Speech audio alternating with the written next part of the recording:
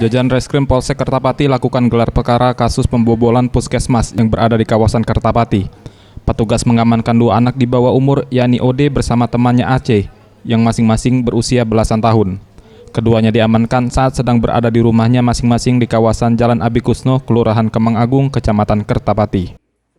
Kapolsek Kertapati AKP Deli Haris mengatakan, tertangkapnya pelaku berawal dari adanya laporan warga, Erin, yang mengatakan puskesmas tempat ia bekerja sudah dibobol maling. Menindaklanjuti laporan tersebut, pihaknya langsung melakukan penyelidikan dan berhasil mengamankan kedua tersangka.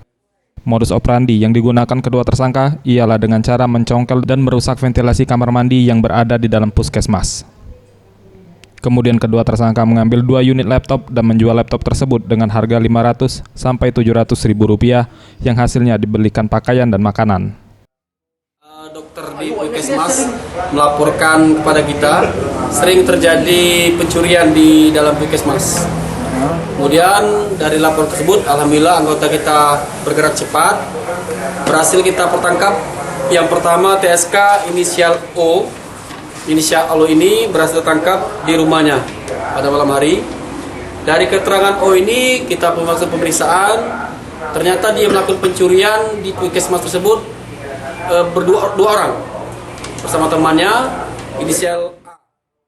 Atas ulahnya, kedua pelaku terancam dikenakan pasal 363 KUHP dengan ancaman kurungan di atas 5 tahun penjara.